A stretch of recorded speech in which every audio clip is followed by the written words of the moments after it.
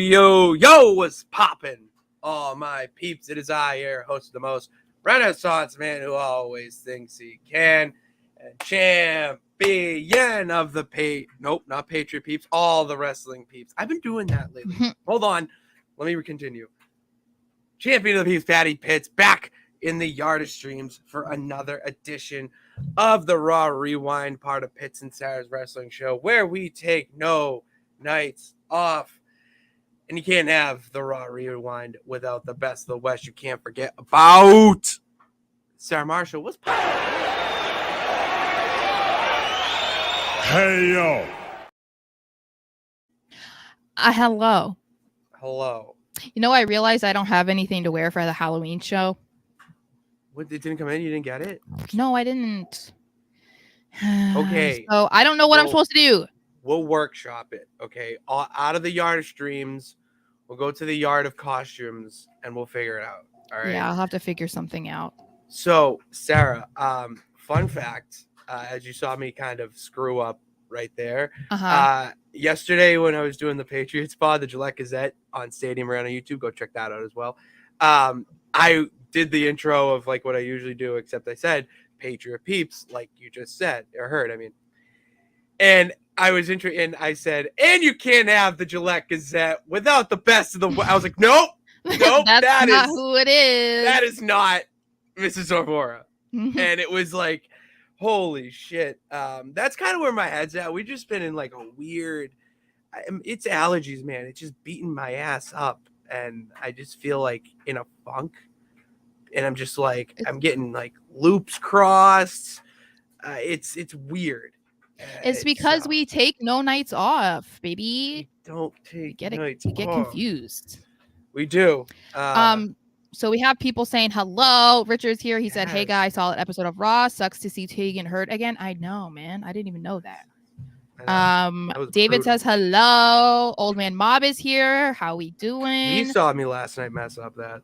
Richard says, sorry, Sara, that Giovanni lost again. Thank you for your condolences. Death taxes. Giovanni takes the fall. Yeah. Put that on a t-shirt. We should sell that. What is up, Bernard? Richard says, Bernard. Rhea is playing mind games with everyone. Yeah, we're going to talk about it. And fellow Patriots fan says, it's still quiet here in Buffalo, New York. These Bills fans won't even talk to me. Oh my gosh, I was dying because I don't know if you saw this morning that I think it was Bleacher Report was like, the week seven was all about the upsets, and it included the Patriots upsetting the Bills. I was like, I don't know many people that are upset about this. So there's not many people here. I was like, just let us be excited that we beat those stupid Buffalo Bills and that floppy flopper Josh Allen. Okay.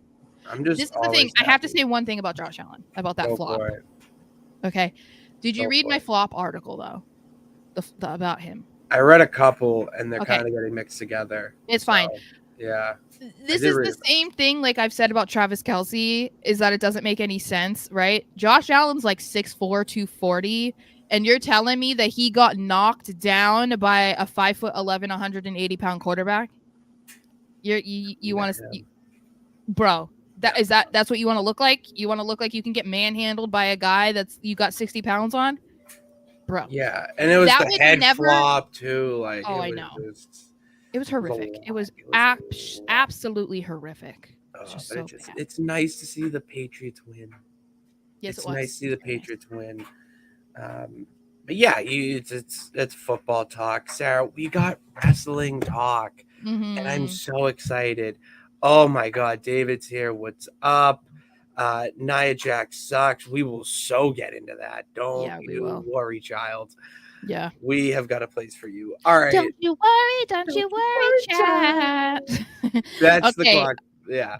So let's get into Raw. So we started off nice, which I think we were told, right, that Judgment Day was going to start. Did we 7th episode in a row. Judgment Day have started off the show. I think they told us too, though, didn't they? Because they were on SmackDown. And I don't care. I don't. Oh, I don't care either. I just meant awesome. Yeah. So it was just Finn and Damian, the tag team champs. My unified tag team champs. I don't care if anyone else is saying that they're not, because sorry, they're the ones with the silver. Okay. Yeah. It's gross. But basically they just come out to brag about, beating Cody and Jay to get their rightful titles back. So I was excited about that. I was like, I'm good with this. Like, come out and do that. But they get interrupted by Cody Rhodes, who first asks them, how does it feel to be interrupted? I'm like, do you think they care? Do you think they care? Do you think they care, Cody? Because I don't think so. And then he just goes for the low blows, obviously, because he's like talking about how Rhea pulls the strings and she's the one that's cutting the deals for Judgment Day, including with the bloodline, which I was like, how do you know? How do you know? Yeah. Oh, actually, good observation. I didn't even think of that. How does he know? Well, irony and you saying anything about having bad feelings towards the bloodline when you were just your buddy with an ex-member of the bloodline. It's a little bit hypocritical, my boy, Cody, and I love you. But you don't know nothing, Cody. You don't know if Rhea's doing it. You don't know nothing. Maybe she's playing mind games with you, like Richard said. You don't know. You don't know ball. You don't know anything. And then he says that he believes that Rhea is their mommy too. And I was like, I don't think they're gonna be mad about that. I'm not gonna lie. If that's what you said to me, I'd be like, yeah, she is. Rhea Ripley is my mommy. That is just Rhea Ripley is everybody's mommy. What the fuck? And mommy is always on top. So damn fucking right. So he tells Damian that the low blow he hit on him last week was not the final shot in their fight. Cody then acts like he wants a match right now, trying to get undressed in the middle of the ring, but Damian's like, you're only getting like this because you know that I have a match later. You know that we can't fight. So how about I just challenge you to a match at Crown Jewel, which Cody accepts. So before we get into what happens after that, how do you feel about their match being added to Crown Jewel? Because I'm conflicted.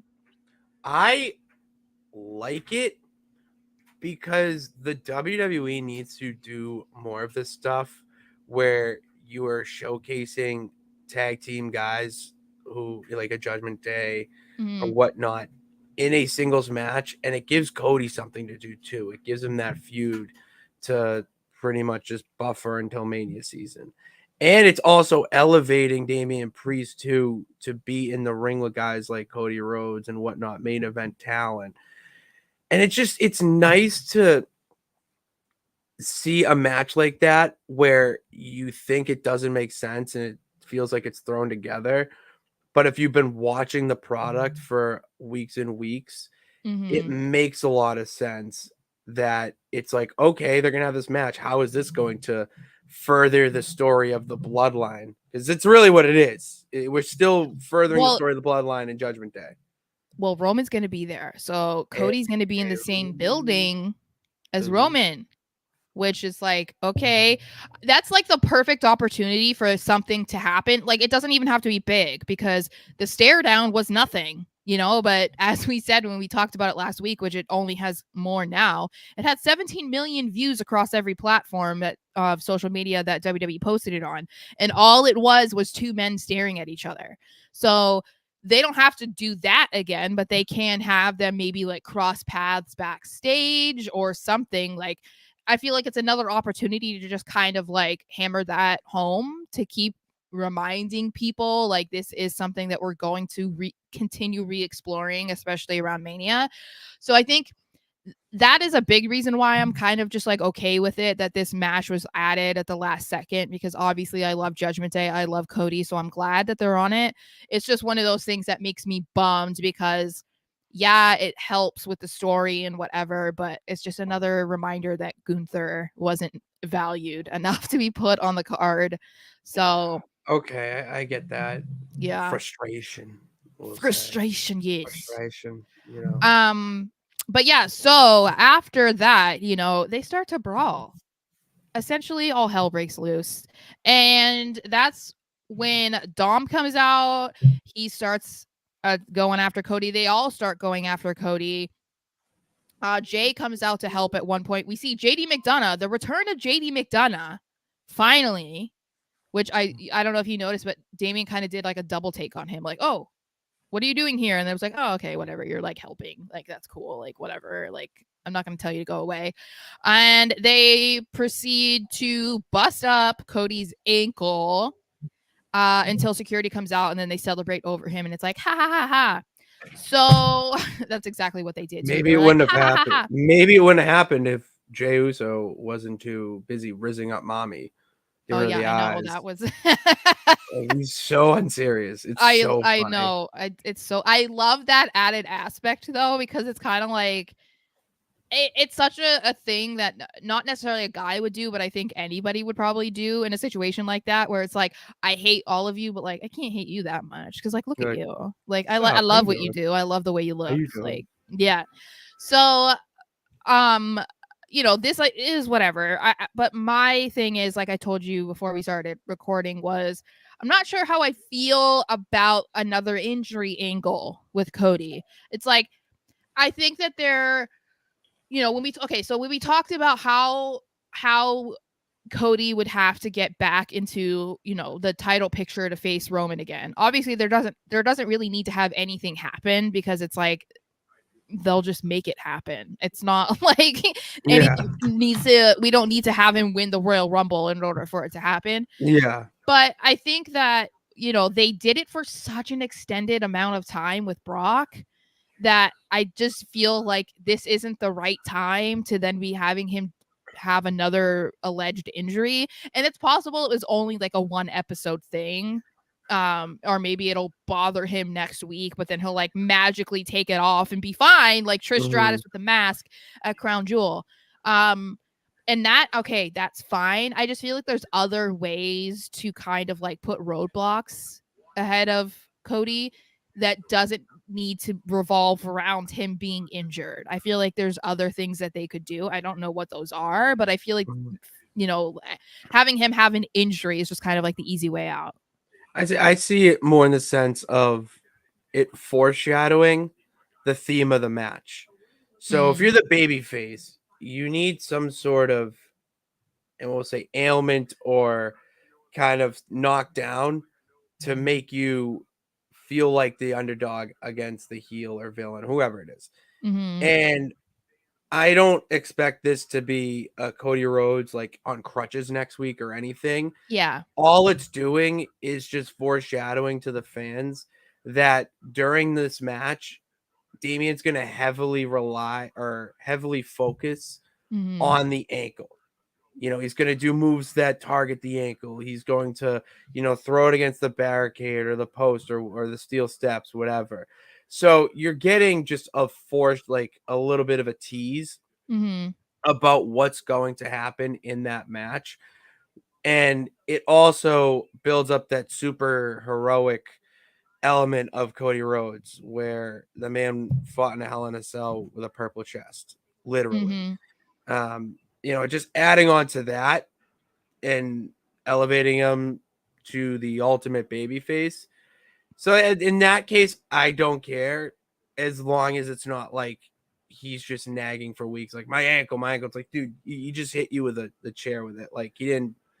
It could have been a whole lot worse. You got thrown through an announcer table. Like they could have done something more with that. Like to me, it's just all it's doing is just telling the fans what's going to happen and what the match is going to be like at Crown Jewel. Yeah. I mean, I don't like hate it. I just think that there was probably some other things that they could have done. I agree. But I mean, I think it's just because having repeat angles that are the same so close together just seems like, okay, we get it. Cody is going to overcome his injury and magically do great and win. It's like, it's just not, it's so old school to me, which is a little funny because like it's one of those old school things that I don't feel like Triple H would actually want to keep going. Like I don't know, just because people had such an issue with Super Cena. This is becoming like Super Cody, because it's like all of a sudden he doesn't have a broken arm. Like, what are we doing? But yeah, we'll see. Like I said, if it's like a one-time thing, it's whatever. I just think that if it just keeps going, that I'm like, yeah. I think this is the best comment about this. As the injury is to make Cody hero up, this is giving Cody adversity, as WWE doesn't have a top heel other than Shinsuke on Raw that Cody could face. Yeah, like a top heel. I mean, yeah. Well, I would say Damien's one of the top heels. I would say Judgment Day. They are the top heel faction, so it's not like but individually, I would say, because then like outside of the bloodline on SmackDown, who are the top heels on SmackDown? So that's what Grayson I mean. Wall. It's not actually, really though. He's not getting that much heat. But that's what I'm saying. It's like they really need to have a focus on people outside of like the bloodline to put them in a position to be the top heel, you know, or even outside of Judgment Day, because Dominic doesn't do enough on his own. You know, it's like, yes, he gets booed out of the building, but it would be better if there was like a top guy not affiliated with a group, you know? Mm-hmm. So it would be nice if that could be Drew McIntyre, but that's the thing, is they would have to go full out with it, because they don't have a guy like that right now. And that's what I miss. That's you love your heels. I love the faces. I love a good I can't face. They get corny. I love a good baby face. They make me feel so good inside. I like some of them, obviously. I mean, I can't say I don't when my favorite was John Cena. Cena, Mr. Captain WWE. But why did I like him to begin with? He was a bad guy rapper. Well, that's why. Then we have Alpha Academy versus New Day, and it was a good tag team match. It was, you know, I think that they need to keep going with showcasing more of the tag teams again, because it kind of feels like we haven't really seen a whole lot of the tag teams wrestle outside of obviously the tag team champions or the randomly put together Cody and Jay, or just random tag team matches that were put together that didn't mean anything. And I feel like this is also something that doesn't mean anything. I don't think that they said it's like, oh, whoever wins this is the number one contender.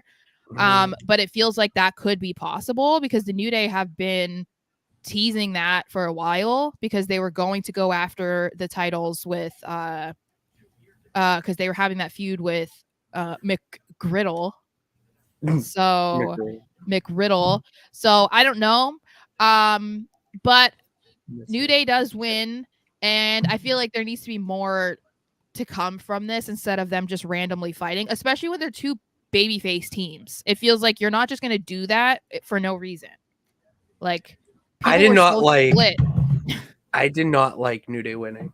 I was really annoyed that New Day won. I did not. And that's the thing, is that's what makes me wonder is if they're going to put them as the number one contender, because then we also have to think about like the underlying story with Gable. Like, was this just another roadblock for Gable on his way to Gunther? Like, was it like just supposed to be like a discouraging moment for him? Because that's the thing, is like, they're just fighting for what? Like, they're friends. They were shown backstage later, like all cool and buddy. So it's like, it feels like it should have meant more than just having a random tag team match, you know?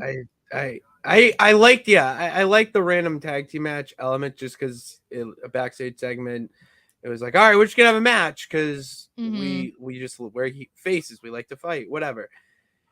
But the New Day don't need a win, like, at all. No, you have Chad Gable pin Xavier Woods by doing his crazy German suplex, and then you have them go on top. Chaos Theory? Is that what it's called? Chaos Theory. You're right. It is Chaos. Have him Chaos Theory, and then you have the crowd go nuts when he wins. Do the thank you with the whole crowd. Get the crowd popping.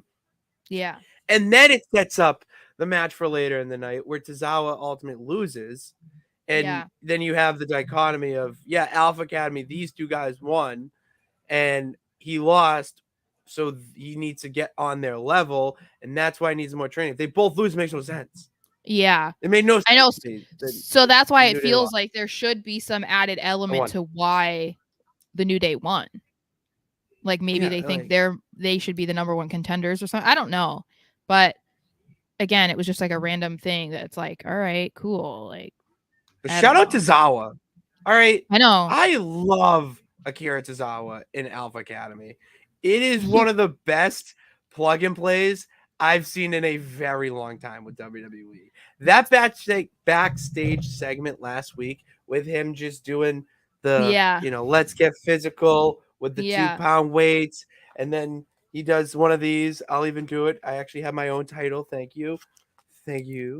And he's just doing a little, what's up? Just a little, hey, just a little, like, that's entertainment. And a guy like Tozawa just needs to be on television, whether he is in Alpha Academy for a little bit and then jumps to another team. Like, he just needs to be on screen because he's going to get people to tune in.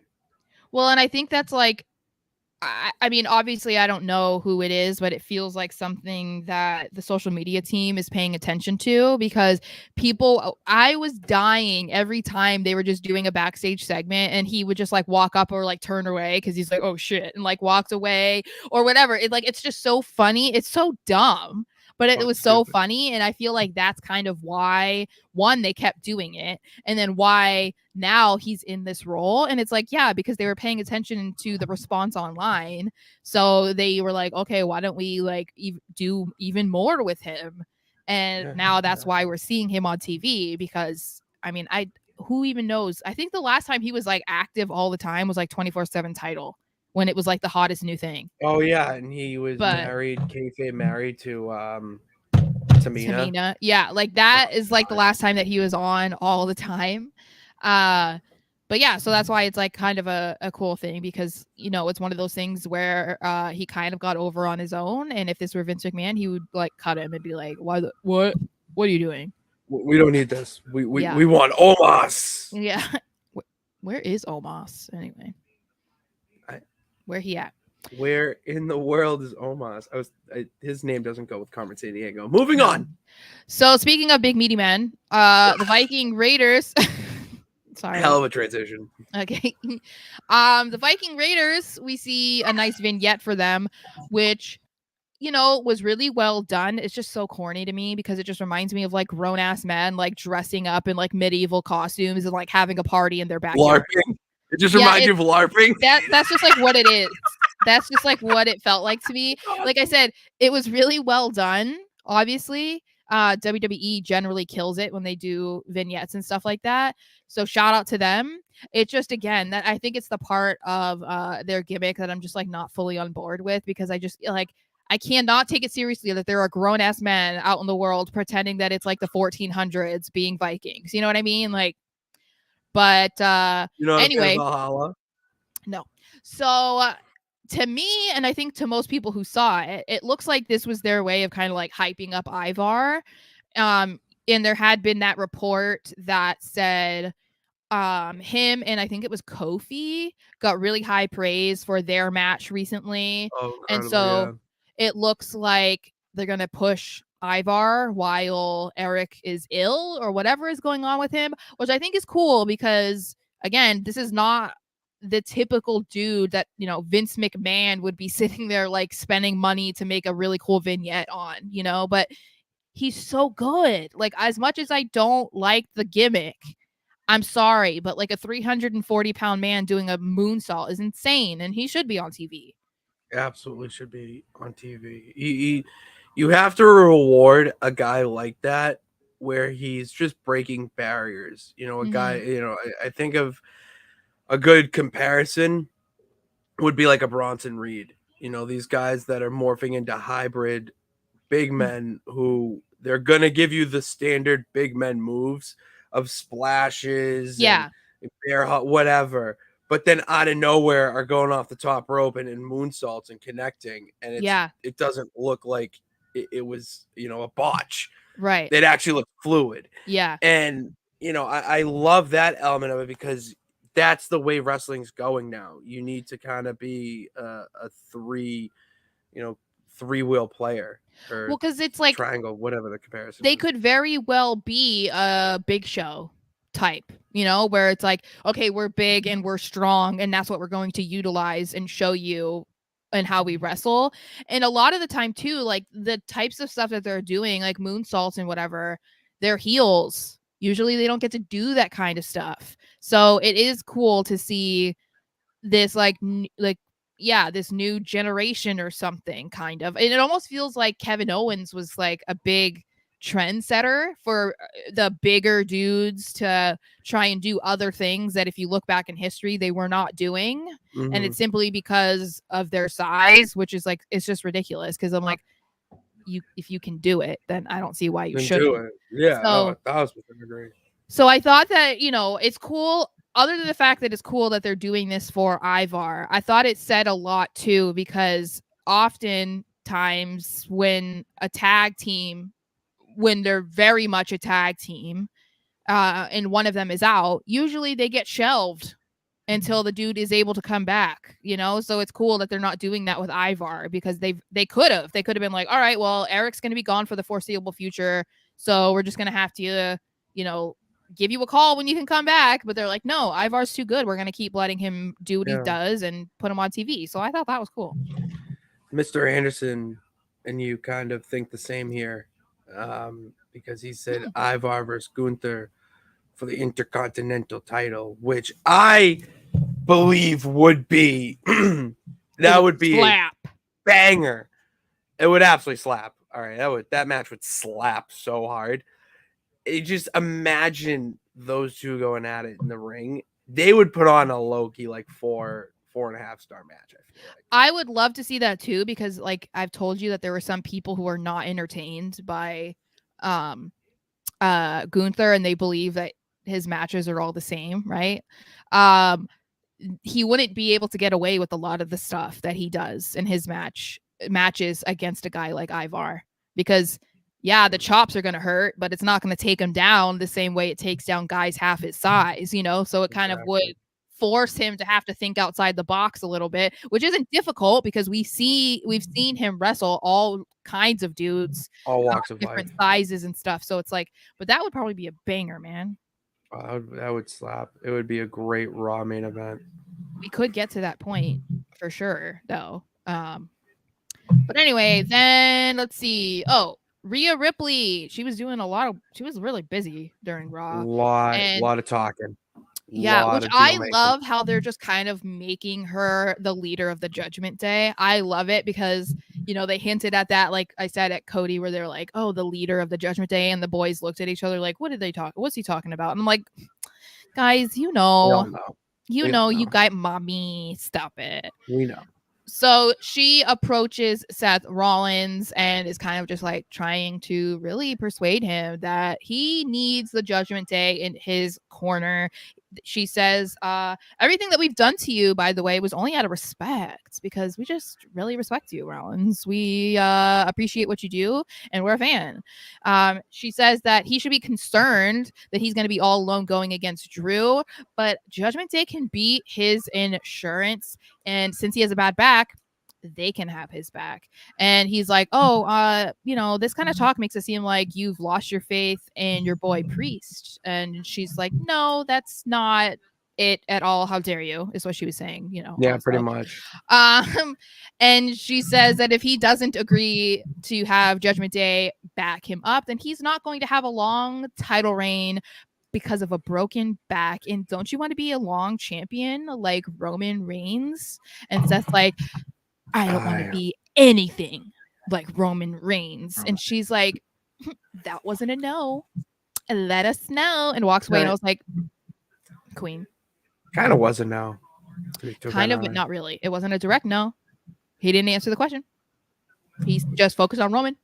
He does not want. He's the anti-Roman. It just doesn't make sense. But yeah, I get it, but then at the same time, obviously she was focusing on the fact of how long he was champion, not what he's done while. Clearly, yes. And yes. To be like, I don't want to be anything like him. Well, fine, then let them take the title off you, bro.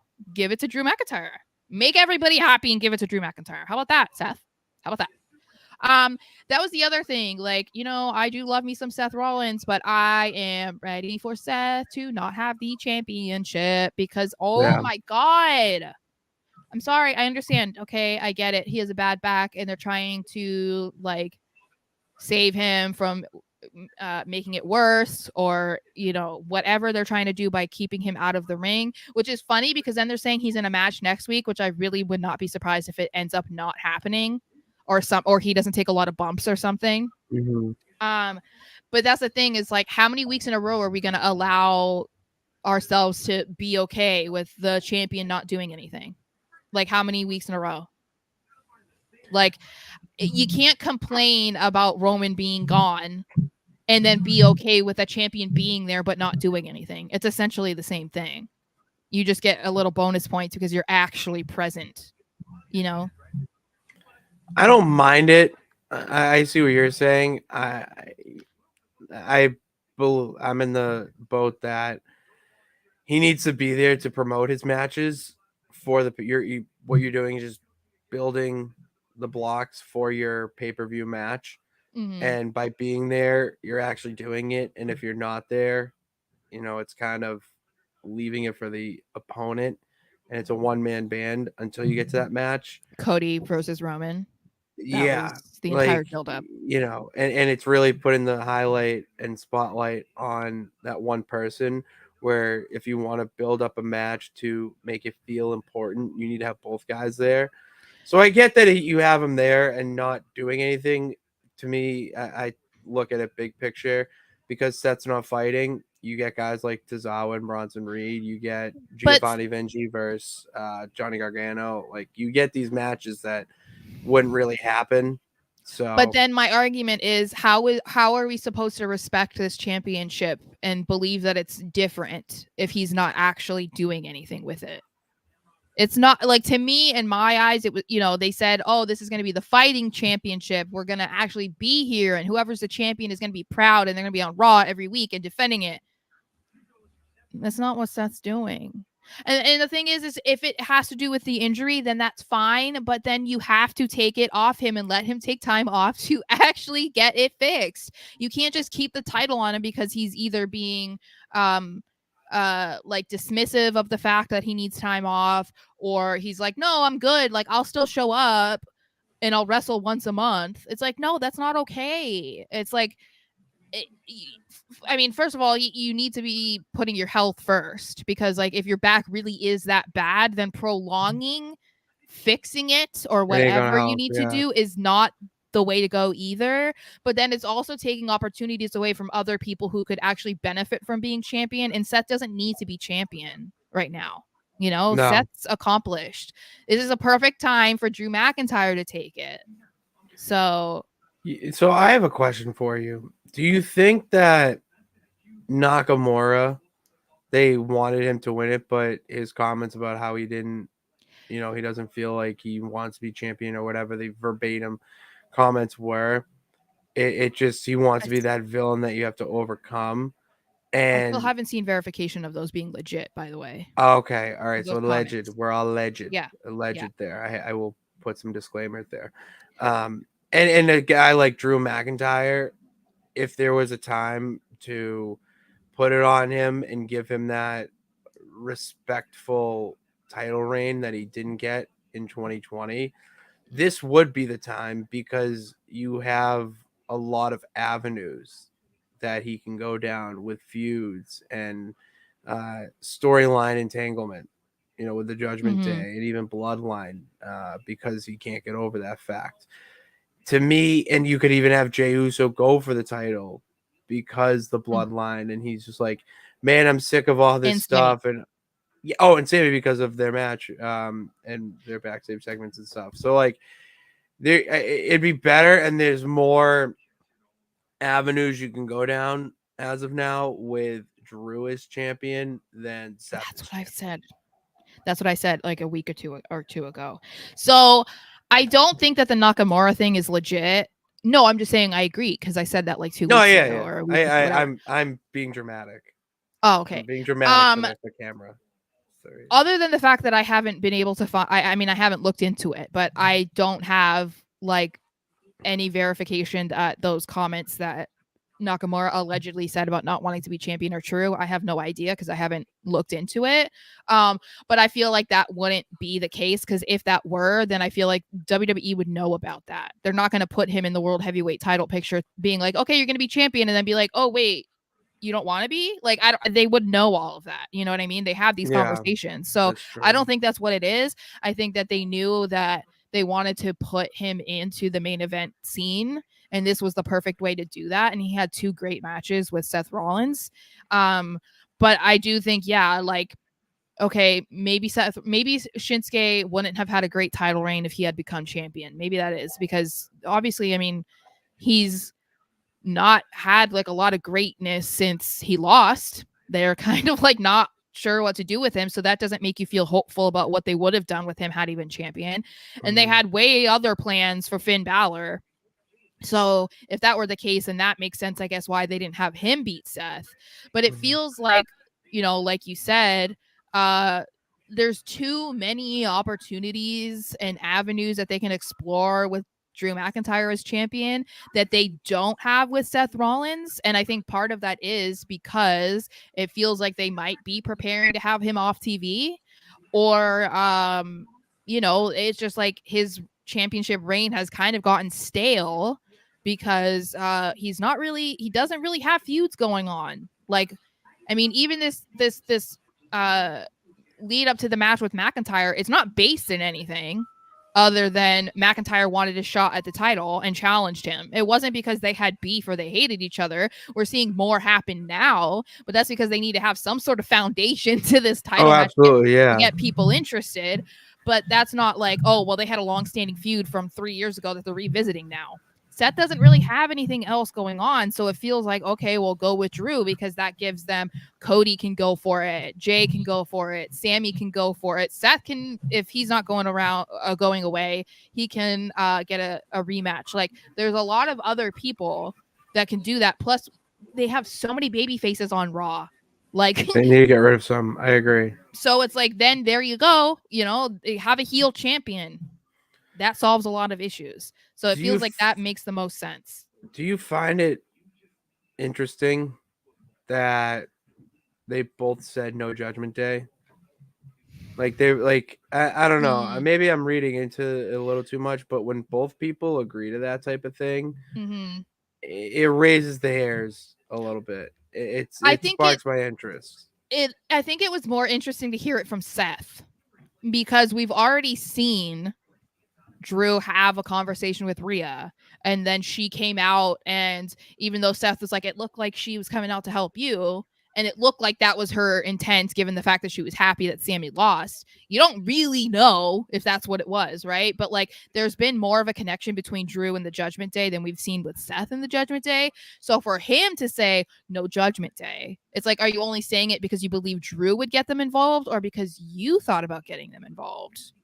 I mean, we saw the conversation this whole prompt was about, was Rhea trying to persuade Seth to use Judgment Day. Maybe does that mean that he actually was kind of thinking about it?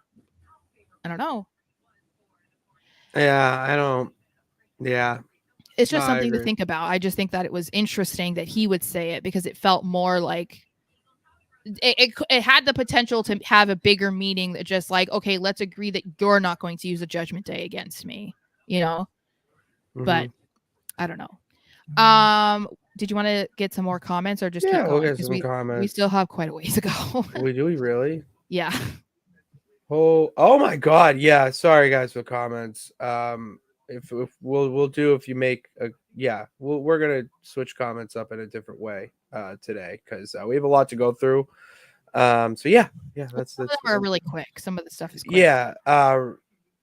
As a heel would be great. I was a bad example, but I think Seth's back is major exaggeration to fuel Shinsuke's storyline. Seth is close to fine as he can be. He's nowhere near as athletic he used to be, obviously, but he's still WWE's best wrestler. I think the injury is still pretty bad because, I mean, he spoke about it openly before any of it was a storyline on Logan Paul's podcast. I mean, he even said he did stem cell procedures and whatever. Plus, if they were really only trying to reiterate the story with Shinsuke, then I think he would still be doing house shows and stuff like that. And he's not wrestling. So it feels like they're actually trying to protect him as much as possible. So I do think that they exaggerated a bit, but they didn't even exaggerate it for the Raw after their last man or the Falls Count Anywhere match or last man standing match. They didn't even have him exaggerated then, which is a problem, and that's why I talked about it. And that's why we have a video up on our YouTube channel about fully erased comments. it's very confusing. I do think his back injury is legit, but it is kind of hard to say, like, how bad is it really? Old Man Mob thinks you're cooking, so I we're just am gonna cooking. You are really just a little that. I was just a little D'Angelo. I almost said D'Angelo Dawkins. Angelo Dawkins. D'Angelo Dawkins. I'm glad that he agrees with me. You know, that is something that I always wonder too. I almost wanted to like pose a question on the channel to be like, who do you agree with more? Like, I was just curious, like, if they agree with your takes more or my takes more. Just curious. Yeah. You're just curious. Well, sometimes they people don't agree with me. Hello, I have to defend myself on Twitter for my football takes. That is true. You do get dragged in the mud for your good takes. Ew, Aaron Rodgers shut up Mac Jones. Am I gonna have to write about this? Goddamn. Yep. Probably. Yeah. And I'm gonna have to write about Aaron Rodgers. I'm just gonna be like, I don't like you, but thanks for shouting out my quarterback. That's really cool of you. Aaron Rodgers, yeah. Okay, so let's go because we got a lot. We saw Becky Lynch versus Indy Hartwell, which was a good match. It wasn't too long as like the other matches that Becky has had for the NXT Women's title. However, it was definitely physical, which was nice. So if it wasn't going to be long, I do like that they had those moments outside of the ring and just like being kind of brutal to each other. And you know, I do like that even though Becky wins, like she's still having these matches and she's having that respect factor afterwards where she does take the time to shake their hands and like acknowledge them. Honor. That's a code of honor. I love it. Yeah. So I guess the biggest question posed from this is, well, two of them. One, where's Dexter? Okay. And two, lurking in the shadows. That's where Dexter is. We just haven't seen him in forever. And two, do you think that this means that they're going to feature Indy more? Because she kind of has just been like, you know, they've shown her kind of sporadically, like in backstage segments and whatever since she got called up. But now that she was actually in a match and it was against Becky Lynch, I'm like, are they going to actually feature her more now? Because that would be great. Yeah, they're going to feature her a little bit more, especially with the whole Candice LeRae stuff. They're finding ways right now to highlight the underutilized, underappreciated women on the roster. So you're seeing people like Indy, Candice LeRae, Xia Li, you know, being on TV more because those are Triple H's peeps. And those are the people who carried NXT and they're going to carry Raw into the next era, essentially. And you need to have a steady, you know, flow of women talent that, you know, you can have consistently on TV. And, you know, they may be going for a title. They may not be. You can have Indy and Candice LeRae go for the tag titles. You know, you can have a lot of different avenues for them to go down. That's what makes them worth being on screen. And especially with how the match ended, and you have a banner after this about the end of the match. Yes. There it is. Xia Li. I totally botched that in a tweet last night. So that's probably why I didn't get traction. But yeah, you're having shit like this happen, and then it leads to next week. So, you know, there's continuity. Yeah. Like we've talked about with Triple H. And you don't, and like, you're actually excited to see them. It doesn't feel like they're filler. You know, it doesn't feel like they're just being thrown on TV to have them on TV. It actually feels like, oh, this is setting up for something, or it's to get them over. The fans want to see them on TV because they do. It's a really nice change of pace that shows the new era of booking with Triple H that the fans want. Well, and so like you said, Xia Li does attack Candice LeRae backstage after the match when she sees that Indy lost, and she let her know that she was sending the message to her and to Indy. So I almost like that it does feel like they are going in the direction of having Xia Li be kind of like the female version of Shinsuke Nakamura, which I am so here for because they do need that type of chick in the women's division right now. And if they're gonna use Xia Li for that, then I'm all for it. And I like that she was, first of all, lurking in the shadows when Becky was being interviewed earlier. It was her. Yes, it was her. That's what I thought it was. Yes. I saw your tweet. And then I liked that she attacked Candace because it was like, okay, well, your girl just lost, but it could have been like, okay, I want to punish you also because you guys got the match before me, whatever. It could also be like, hey, you stay away from the title now. Just because your girl lost doesn't mean you get a match now. Because Candace could have been like, all right, Becky, me next. She could have. Yeah. No, she still could, but I mean, Xia Li was like, Then we have Adam Pearce and Nick Aldis. They are continuing the brand feud between Raw and SmackDown ahead of Survivor Series. SS to me is SummerSlam, so that's why I have to keep being like Survivor Series. We're in November. Yeah.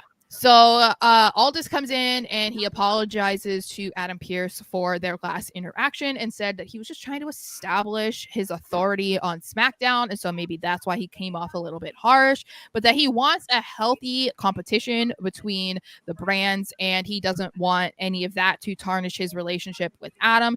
And Pearce is like, okay, like I understand. I understand what it's like to be the new guy. So I appreciate your apology. And because of that, as a kind gesture, I am going to allow you to stick around for the rest of the show. That changes a little bit later when we see Aldis rizzing up, to use your terms. The after party. Let's ride. Yeah. And Pearce takes offense to that, being like, excuse me, like, why are you talking to my talent? And then Aldis is like, oh no, it was just like a conversation. There was nothing malicious about it, despite the fact that he was like, you guys are wearing blue. SmackDown? And so Pearce didn't like that, but then Aldis is like, it's all right, like it's okay, like I'll leave now, like thank you for having me, I'm gonna leave. And I'm like, okay, so when we talked about Survivor Series and we kind of talked about like how they used to go about these brand splits and the feuds or whatever, that it was kind of corny and whatever, and so far we knew that after this was announced that Aldis was going to be the general manager for SmackDown, we knew it was a setup for Survivor Series. So obviously this was going to happen. But I'm actually really enjoying it so far. I like that it's more of a general manager kind of battle as opposed to like Raw superstars being like, fuck you, SmackDown superstars, because that's stupid to me. Yeah, like, it's dumb. You don't hate them because they're on the opposite show. Like that, it would be different if it was like ECW versus WWE, something like that, because it's like totally different shows, different, right? Yeah, stuff like that, or like TNA versus WWE, something like that. So I like that it's more of an Adam Pearce and Nick Aldis thing, and I think part of why it works so well is because they're both former wrestlers. They're very in tune with what it takes to be like an on-screen presence. And not just an in-ring performer, or not just an on-screen presence, you know what I mean? So it's like agreed. That experience, I think, makes it feel less corny than when it was like the other general managers, you know what I mean? Yeah, reminds me of Eric Bischoff, Stephanie McMahon. The that glory kind of days. Yeah, as opposed to like Teddy Long versus like whoever was on John Laurinaitis. Yeah, stuff like that. It was just like, I'm not into it. People but like power. What is also kind of cool is what if we eventually... Ew, that was so disgusting. That's Papa Bella. Ooh, I didn't like that. I know. Did you know that he's married to their mom? I did know that. I just didn't like how you said Papa Bella. That just, I know. What also is interesting is, I don't know that we'll ever see it. However, there is the possibility that we see Adam Pearce versus Nick Aldis. I was thinking that. I think we might see that. This is the thing too. So other than that, just being like a guess, right? Because it's like, oh yeah, they both were wrestlers. Triple H mentioned Adam Pearce having a wrestling career. That is not something that they have really ever mentioned since he became like the general manager of the shows. But when he was introducing Nick Aldis, he first gave praise to Adam Pearce, which looked like it was unscripted, or at least Pearce was not aware, because he looked kind of like genuinely like taken aback. Like I don't, that was a SmackDown you weren't home for. But it looked like Pearce was thrown off about it, like obviously in a good way. But he mentioned that he had like an accomplished wrestling career. So I was like, is that like a little Easter egg that, this might end up happening? Because a lot of people are familiar with Nick Aldis and his career. So I mean, he's Nick Aldis has like 1,000-day reign with the NWA title. And Adam Pearce is also a former NWA champion as well. He was people forget Adam Pearce and LA Knight have been in the ring with each other. There's a lot of turnover there and collabing, whatever you want to call it. I could see this being, and I don't want to use this comparison, but I have to for just easy sake. It's like a McVince versus Flair at Royal Rumble when they were doing that, but it's wrestlers. Yeah. Like it's actual guys, or like that Cole versus JR. Yeah, like one of those gimmicky matches, but because they have a wrestling background and as Papa Paul alluded to, have accomplished wrestling careers, this would add a real element to the whole Survivor Series thing, where maybe they do the matches like we said, where it's a tally, and then it comes down, or it may not have to come down to it, but Aldis and Pierce have maybe like a 5 to 8 minute match. What if they could do 5 to 8 minutes? Well, because Aldis never said that he was retired. First of all, Pierce, I don't know about, but there was rumors that Aldis was going to come to WWE to be a wrestler. There wasn't a lot that was being said that he was just going to be a general manager. But also, this could be something like, what if it comes around the draft time and it's like, okay, let's see who gets the first draft pick, and they wrestle each other, and whoever wins gets the first draft pick. That's a really good idea. I really like that idea. Because then it's like, it has a stipulation, but it's like, it doesn't have to be a long match. It doesn't have to be featured on a pay-per-view. It could be on a Raw or a SmackDown, or it's the best 2 out of 3. You know what I mean? Something like that. Yeah. But it would be interesting. More entertaining than Eric Bischoff getting into the ring, I'll tell you that. Or the barbecue sauce match. I remember watching that and it was awesome. Nasty. Michael Cole all lathered up and ew. And then we move on to the women's world title contract signing, which ended very awkwardly. So all the women were introduced individually to come into the ring and sign the contract, which Adam Pearce was holding one by one. He claimed that he did this to avoid any chaos. And that is why he also did not have Rhea come out, because he felt like she was the common denominator in all of the drama, which I was like, she's just standing there and they all come to attack her. So why are you punishing mommy? That's not nice. Hold on. So she ends up coming out last, even though, like I said, Pearce didn't want her there. And she's like, well, I came out because I've become impatient, and I have to let you know that this match feels like a conspiracy against me, but none of them are going to beat me. And I'm going to prove that I am the most dominant woman in the entire Raw women's division. And that is when Nia decides that she's just going to make her presence known, as if we didn't already know she was there. She gets on the mic, and it was some of the most awkward. It was the worst fucking promo I've heard in so long. So other than saying, I get it. I get what you're trying to do. You're smart. I get it. I see what you're trying to do. You're smart. Do you see what she's trying to do? You're smart. You get it. Rhea wants me to squash you to help her. Rhea wants me to squash you to help her. Like, that's all she was saying. And the thing is I missed what Rhea said. And so then I was like, okay. It didn't matter what Rhea said. But Rhea didn't say anything about Nia doing anything for her, nor did she say anything about any of them needing help to help her win. She was like, I'm just going to beat you all, and I'm going to prove to be the most dominant female. So I'm like, what is Nia saying?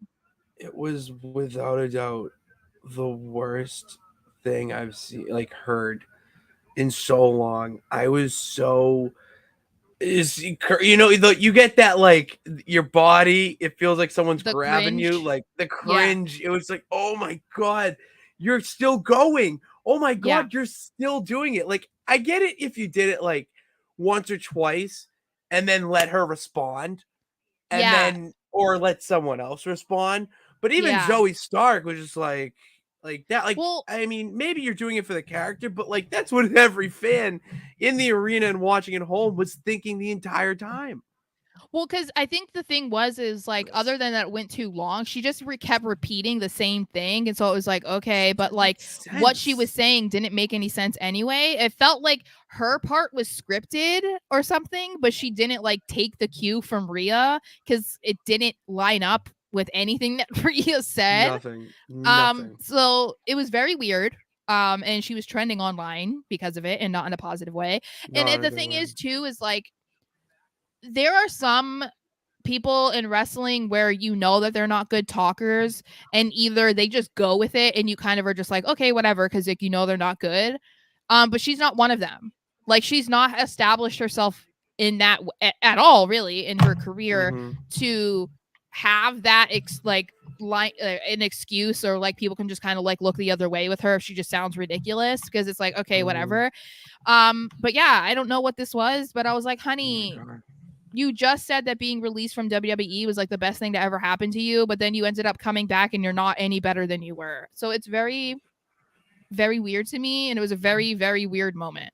It was so weird. Mr. Anderson, this is a question that I feel like I would have to explain to a friend of mine that is not a wrestling fan, where it's just like, yeah, Nia Jax and Raquel Rodriguez are just yeeting these security guards out of the ring like it's nothing. And it's like, how is that believable? It's like, well, it's WWE logic. Like, you just, I know, but it's funny too, though, because it's like they were like, double the security out there, and then it's like all they have to do is like be touched with a fingernail, and they're like, oh, like that's the thing. It's just like, it makes it more ridiculous, you know, because it's like, it's absurd. It's just, I love it. It's one of my favorite things. It's like that and a ref getting knocked down for 10 minutes after being just like clotheslined. Yeah, taking a bump. I know. Taking a bump. It's like, oh, they're 10 minutes. And I agree. Yes, we both agree. Rhea needs to retain. 1000% needs to retain. And then we can quickly talk about this Nakamura promo video. Oh my hypes god! Up his feud continuing, I guess, with Ricochet. So it looks like they're sticking with that. And it also looks like they're sticking with the current direction that they have Shinsuke going in, which I am here for, because like I said earlier, it's been a little concerning about what they were going to do with him since he lost to Rollins. And that was a concern of mine anyway, because they were doing such great stuff with Shinsuke that I was like, okay, you can't drop the ball now, you know? You can't. But I am a little confused, I guess, why they're choosing to continue this with Ricochet. One, because they haven't revisited it since they had their Falls Count Anywhere match. And two, it looked like they were going to continue the Logan Paul Ricochet thing from later in the show. So I was like, what are we going to... Also, your mic is like really loud. Is it? Do you hear my TV? Yeah, it's like picking up everything. Oh my god! I turned on one fucking highlight. I'm sorry. Okay. There we go. Can you hear now? Yes, much better. Oh, much better. Good. Okay. Yeah. But anyway, so what do you think about this? Like, do you think that they're gonna keep this and then just keeping Logan versus Ricochet on the back burner? Like, yeah, to me, this felt like Nakamura is going to cut these mysterious promos for a few weeks, and then he's going to attack somebody. So he's more just lurking in the shadows and then going to pick his next target, where Ricochet is going to go after Dom and Logan. It just makes sense because of what they were doing. I mean, you don't go after another man's woman. That's just well, we're gonna talk about that. I'm alluding now. You don't do that, and I'll explain why. But with Nakamura, it was very open-ended. He didn't mention Ricochet at all by name.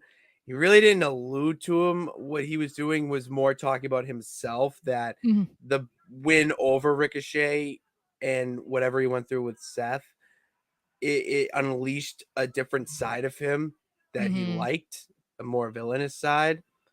So he wants to find the next, we'll say, face or opponent that will bring that out of him again.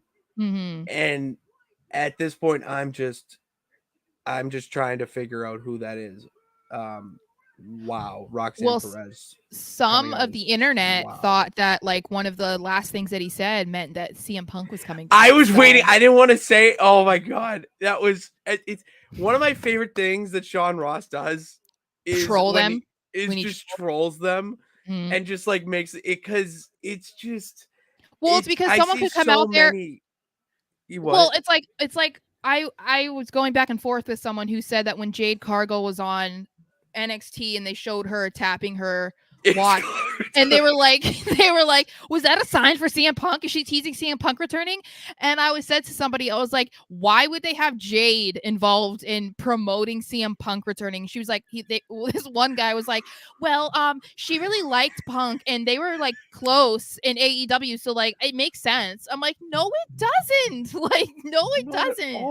Like, stop grasping at any tiny little thing that you can because you really want to see Punk back. So fucking funny. It's a joke now. It's like it's a joke. My favorite thing is the electric bill one I sent you. It was like CM Punk went to his mail, found the electric bill. We'll pay in next 2 to 3 days. I know, and it's just like okay.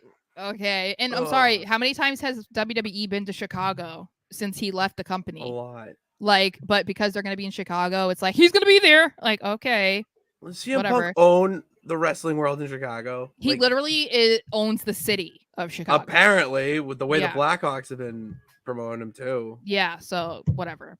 And then since Richard gave me his condolences earlier, we'll talk about it. Giovanni Vinci versus Johnny Gargano. I was really looking forward to my man who got to speak a little bit again. He got a word or two in. Yes.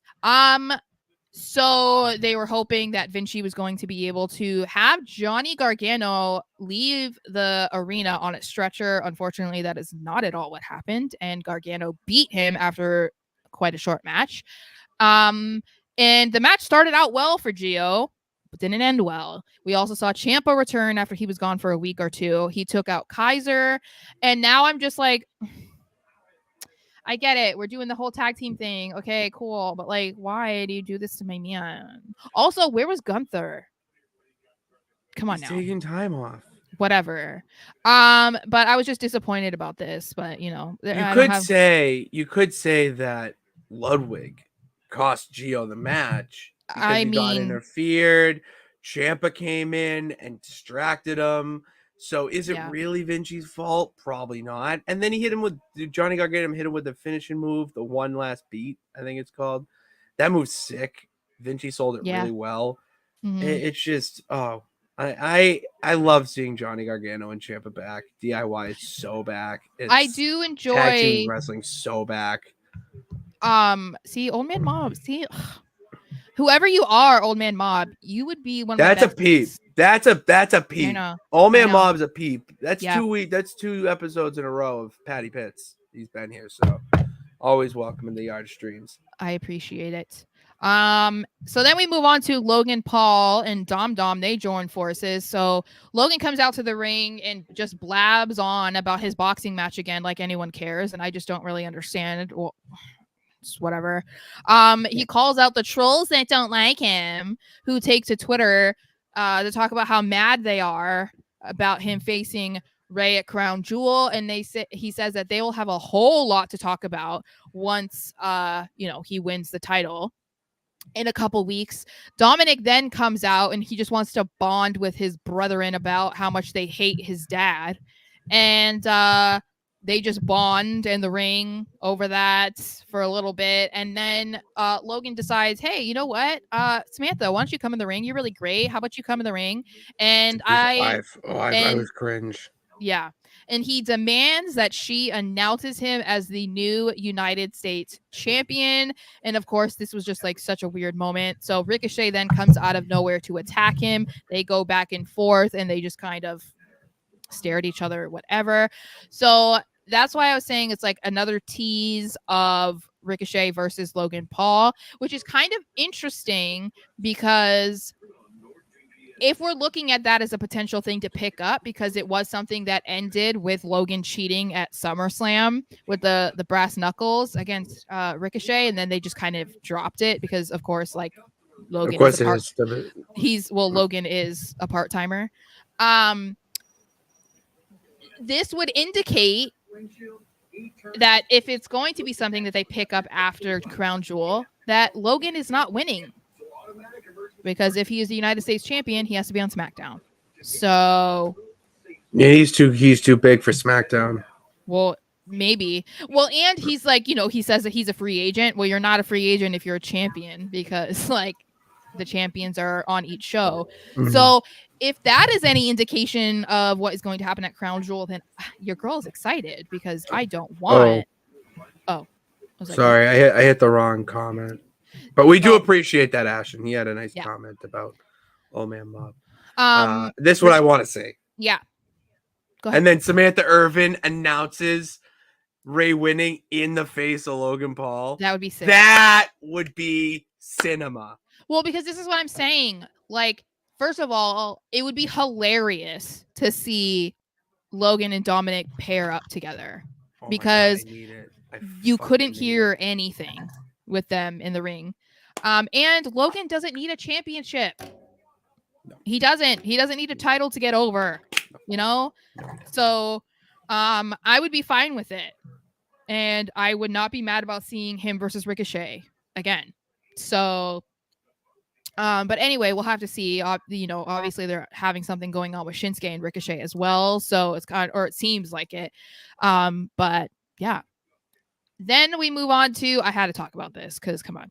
Drew McIntyre approaches Jey Uso backstage. And I love this segment because it was very relevant to the current situation with Jey. And because this is so me, like I'm telling you, I say this every week. Drew McIntyre is me. Like he is like my spirit Scotsman, whatever. He's a hairy guy. Yeah. Yeah. Don't even talk about it. Drew tells him he's sorry. You just did like a... I know. Like the cookies are just coming out of the oven. You were don't like, talk about it. So Drew tells Jey that he's sorry about him losing the tag team titles last week because of the bloodline. And he's like, I have something to tell you to help you like kind of like deal with it. And he's just like, get over it, move on. And he lets him know that whatever happens to Sammy later in the night, because they have that match, that it is on him, because if it weren't for him being back on Raw, then he would not be in a match against Sami Zayn. But I loved this because it tied everything in together. And it was something that up until that moment, really, that Jey hadn't been on the receiving end of, dealing with the bloodline interfering in a match that was important to him and costing him it. It's like he was always part of the problem for other people.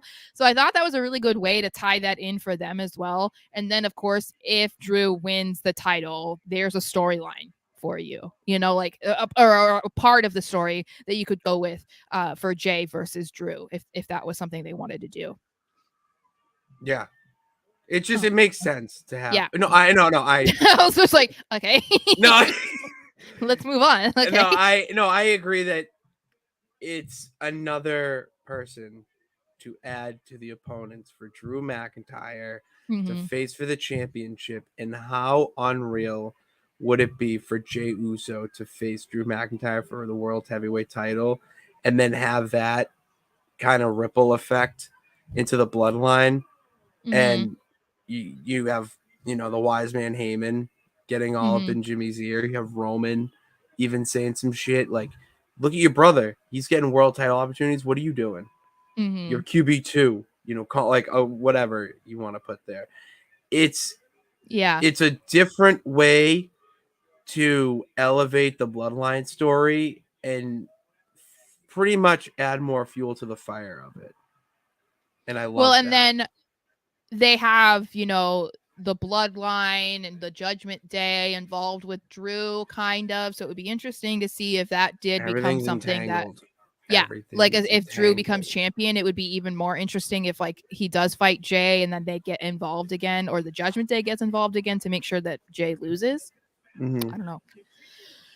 Then we see Drew McIntyre versus Sami Zayn. Easily stole the show. I mean, it's just crazy. So it was a fantastic match. I was sitting there and I watched it again today, and I was just sitting there just shaking my head because it's like it's kind of insane to think about how these dudes are not capable of putting on a bad match. Like it's not. It feels possible. like it's not possible. And it's like every single week they have a good match. Every single week they have a match that could potentially be like the best of the night. And so I really liked that. And I felt also, this is another thing that stood out to me. And I think that we've talked about it before, but this was just another, the latest example, I guess, that makes me feel like Triple H is making sure that he's giving more time for matches outside of the main event.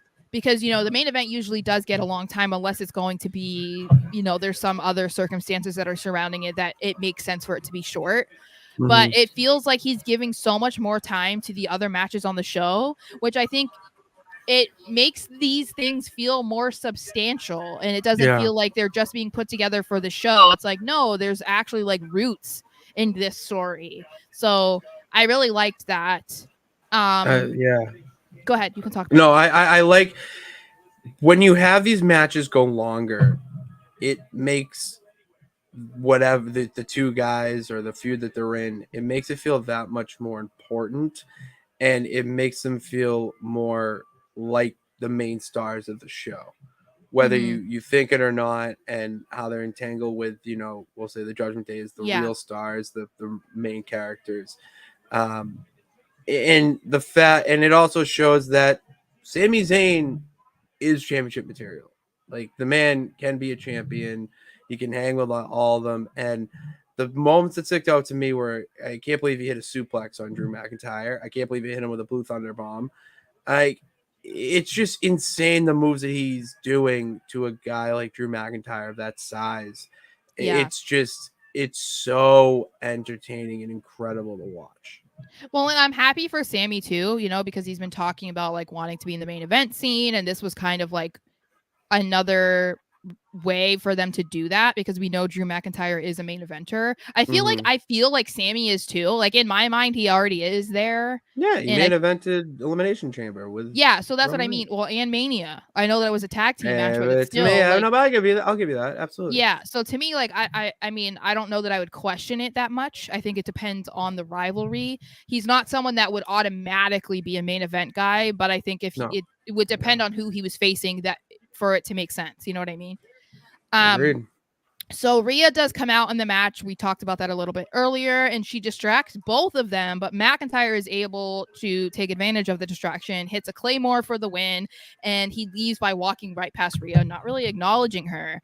And so that makes me wonder, because we talked about all of her little shenanigans, what is going on with Rhea? What is she trying to accomplish by talking to Seth, by talking to Drew, by talking to whoever, everybody that she's been trying to talk to, the bloodline, she talked to Paul. Like, we thought maybe she had made the call to Jimmy to interfere in the match to help Damian and Finn. Like, what's the end game here? She's playing mob boss.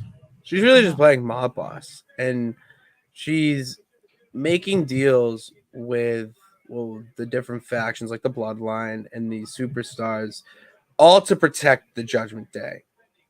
And Judgment Day thinks they're on top and running shit, but it's really Rhea running shit. And what and the thing that stands out to me was when Drew and Finn talk about, hey, let's go get Drew McIntyre. Let's go beat him up and show him who's boss. And Dom's like, I don't know about that. And they Mommy said no. And they just think he's being mommy's boy and whatnot. But he's the one that's her right-hand man and knows all this stuff. So there's a reason he probably knows kayfabe.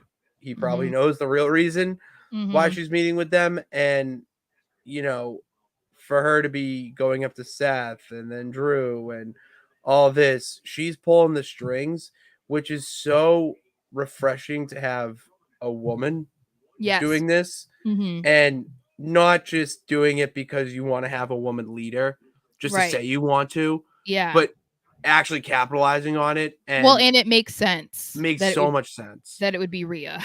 That she's the most dominant woman in the division. She may be one of the most dominant superstars on Raw, period. Maybe even WWE. And the fact that she can hang in these promos, not only with Seth, which I thought she knocked that out of the park. That was an incredible not slipping up. It felt really believable. But with Heyman too, and the words she says, like in callbacks, like when she says "acknowledge me" to Paul, it's like, no, that's smart. Like you're on another level, and to have her be doing this puppeteering behind the scenes, it's giving the fans a little taste of a big ending or surprise, whatever, culminating at some pay-per-view or some event, and it's gonna make you watch it. Like it's gonna make you tune in every week for it. Well, and I think that's why it's even more important that she wins at Crown Jewel, because she won't come off as this like brilliant mastermind that's doing all of this stuff behind the scenes and manipulating people for her benefit and for Judgment Day's benefit if she then loses the title, because it's like then you couldn't even pull it off for yourself. So like that's why I think it's even more important, and I think it just adds more substance to her character, because there hasn't been a lot of character development, I would say, like there as much with her as there has been between like Damian Finn. Like there's so many different stories going on with them and those like hidden layers, whereas it's like most of what we've seen from Rhea is, okay, her and Dom have a thing. Okay, cool. And then she's kind of trying to be like the peacekeeper to keep Judgment Day together. But now having her kind of like rise up as basically the leader of these three other guys, and then doing all of this stuff in order to make them very successful and get what they want. It's like that makes her so much more interesting, I think. And it also makes her feel more evil, because it's like, again, I think that that's something that's been lacking. Like we were just saying, there needs to be a bigger like top heel, and I feel like this is the substance that makes her feel more that way. And it's not even like just in the women's division, it's just as a personality on Monday Night Raw, which is great, because I feel like that means that she can, like, she's a star. It's like more proof that she's a star, because if that is something where she can dominate an entire show on her own, like I think it's teasing for her to one day get into a match with one of the guy superstars. It's coming. It's inevitably coming. I wouldn't be surprised. I think that I think it's gonna be one of those things where they're gonna tease it a bit and see how people react. I think they're gonna do it based off of what their reaction is, because if they get a lot of pushback, they're not doing it. Oh, of course they won't. But if people are into it, like maybe she gets knocked down by a guy, nothing like too bad, nothing like being suplex, pile driven. Like a push, like a push or something. Yeah, like nothing that intense, but just to see like where we're at, as an audience. I wouldn't be surprised if that does happen. And it feels like they've teased it so much sporadically over the years that it feels like, it does have to happen. But I think that they're gonna try to be as delicate with it as possible, because we are in such a delicate area. Yeah, we're in a delicate climate of time right now. It's 2023, crazy shit's happening. But the one thing I will end on, just an example, is actually someone that I think you should look into. Someone you should start watching is Becca. Oh yeah, she is all over the New England indie scene, Limitless, Beyond Wrestling, Wrestling Open, all that, and then she goes around the country. She's been in Europe too. Her gimmick is the international pop star. She's in MLW. She wrestles men and kills it. I mean, she's been in hardcore matches and whatnot. I'm not saying go there with Rhea, but it's only proving my point that, I mean, I watched Becca face Alec Price, who is the indie wrestling or whatever it is, world champion, and she hung with him, and it was a good match. It was not a squash match. She was hitting very good moves and could hang, and that's where I feel wrestling will get to at a certain point, because they're doing it on the indie scene. Well, that's what I was gonna say. It's kind of a weird thing that they're doing it so much in the indies or even in smaller promotions or whatever, and yet WWE is like, no. But I also think there's a way to go about it. And the way that they went about it a lot during the Attitude Era wasn't right, because it was either like you're putting Trish in there against, Big Show. I'm just saying. I'm not saying that happened. No, I think like, that did happen though. Probably. Or they'll have her in girls in a match with there was tag matches or whatever, and it was just like an over sexualization of the women, like who was it when it was like one of them just like put one of the girls over their knee and just started slapping her ass, and it's like I think Stacy Keibler had to be a part of that match. Something like that, and it's like that we're so far past that. Or in a Good Housekeeping match with Jeff Jarrett in China. Yeah. Those kinds of things are so stupid. They're so and over. So, with Rhea, you have a little bit more options available to you because she is a bigger woman. So she can hang with guys that are, a bigger size, because it isn't like putting Candice LeRae, against Roman Reigns. Like, Candice LeRae did fight PWG, but I'm just saying, Young Bucks. That was a good match. Yeah, but the Young Bucks are not big guys. That's my point. Is that like if you put Candice in a match with a guy, it would be like Rey Mysterio, because Rey Mysterio is 5'4", so it's like that would work. But I think that there are ways to do it. But like I said, I think that they're just gonna have to go about it slowly and just kind of like dip their toes in and then see how people react, and then back out. Okay, and then the main event, we have Damian Priest versus Jey Uso. So again, it's another great match. I feel like I would like to know how many shows has Judgment Day main evented, Raw and or SmackDown this year.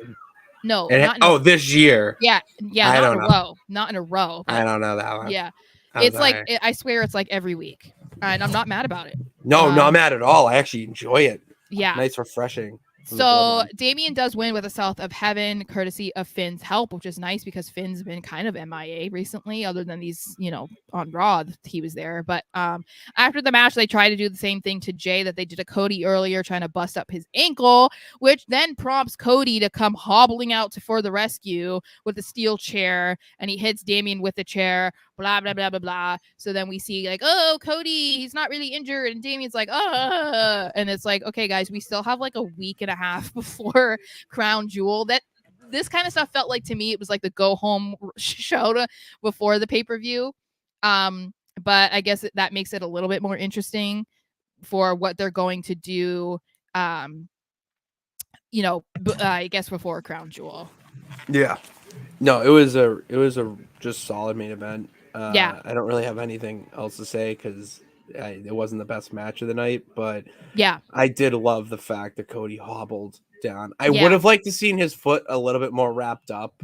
Yeah. Just for the dramatics. Well, considering what they did with him for his arm, I mean, he's wearing a sling to like events, so. He wore a sling to a bachelorette party with his wife or something. Like the man just sells like nobody's business. Yeah. But other than that, like it was solid. It was just a great way to end Raw, and it shows that okay, Cody's not injured. He's gonna fight. Good. The matches are gonna go, and even though Judgment Day came out looking like on their ass, it still made him look strong.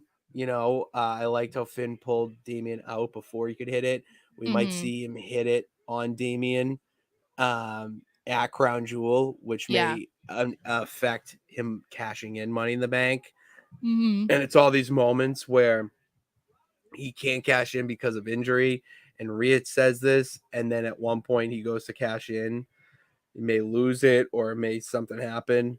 It's just building that again. It's the little details in the storytelling you have to pay attention to that make it that much better. So agreed. I wanted to get to a couple comments. Cool. I had one too, so you go to yours. Okay, Old Man Mom says, I have to say this. Paul Heyman is the GOAT. I had Bobby the Brain Heenan as the GOAT for so long, but Paul has done so much great stuff. I agree. Paul's the GOAT. I think we should talk about CJ Perry's latest comments on the Thursday show.